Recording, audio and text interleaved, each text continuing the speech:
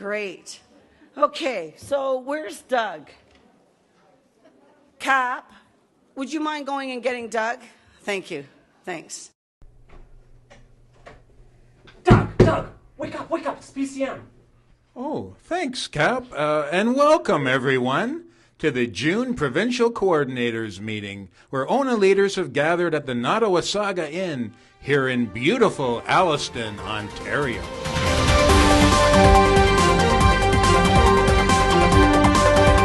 The PCM was held on the eve of the election, and Linda Haslam-Stroud is ready to take on a Wynne government. So now the election is finished, and we have a new government that's going to be taking office. Our work has just begun. Our work has just begun because we need to be out there identifying why we are the foundation of healthcare, why registered nurses specifically need to be supported in the healthcare system, why we are cost effective for health outcomes for our patients. Linda is ready.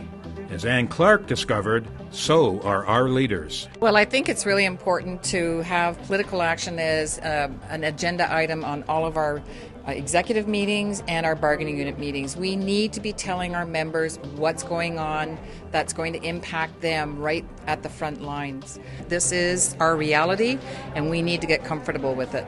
Do you have any ideas on how you would engage your members, Bernie, back at your bargaining unit in your local? I will be asking my executive and any interested members to at least do a visit to my local MPP office and hopefully have a good discussion about healthcare in our area and how we can preserve it.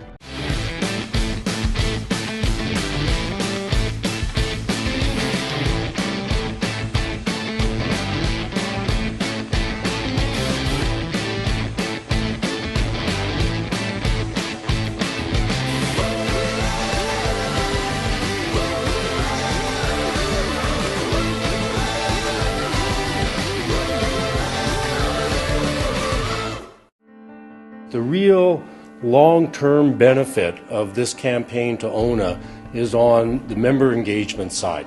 The political action is important, and we learned a lot of lessons there, and I think we've had a tremendous impact. But at the end of the day, what I want to focus on is that member engagement piece. ONA has allies, like the Ontario Health Coalition.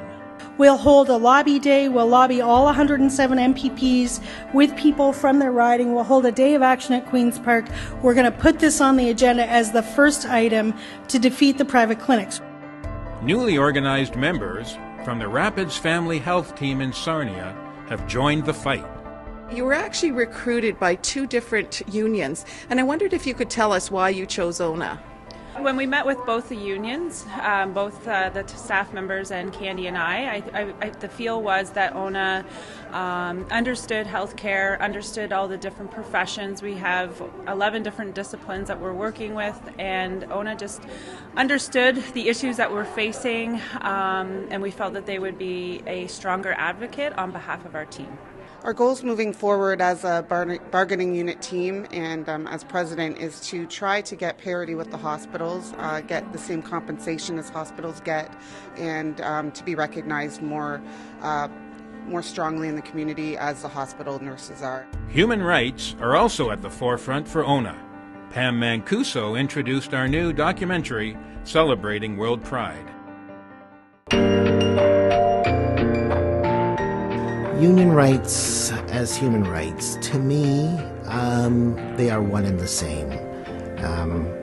Union rights, to me, and it means the right to be free from discrimination, and that's free from discrimination in my place of employment.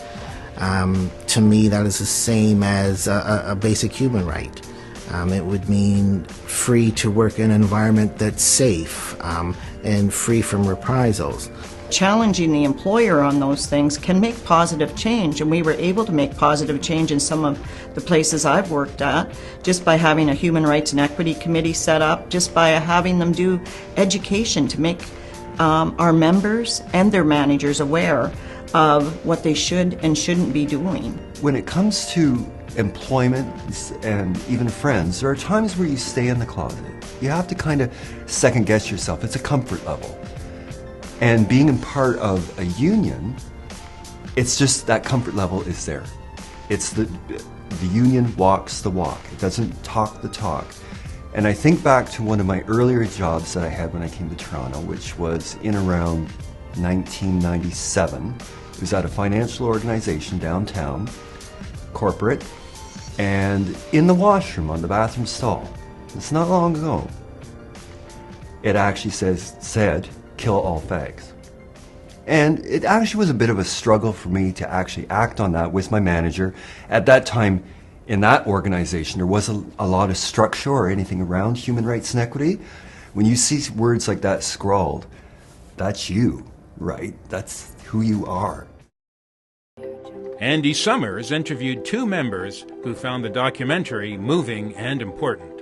It took my breath away. It's astounding, the emotions that were expressed. I think the video, it conveys the message that people within our union, within being nurses and being connected with ONA, they feel safe, that they can show that emotion, that they can feel supported, and that they can also see forward that they will always belong in a place.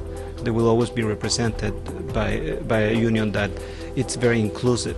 Union leaders need to speak up for the the downtrodden individuals, those who are afraid to come out, those who are feeling isolated and alone.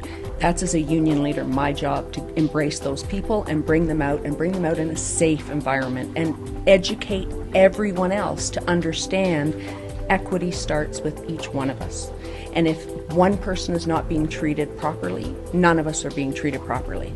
There's any issue with the provincial election. First Vice President Vicky McKenna introduced the revised guide to the local membership election process. The audience was very quiet until Doug Anderson, Judy Phantom, and the dues and membership group decided to have a little bit of fun. Hit it. Their process makes us strong. Election policies forever. Election policies forever. Election policies forever. Their process makes us strong. As I pack up my guitar and my PCM binders, I'm reminded of Linda's words, our work has just begun. It's a new day, a rainy day, but a new day nonetheless. And as we gear up for the challenges ahead, and also an amazing biennial convention on November 18th, this is Doug Anderson for PCM Pre.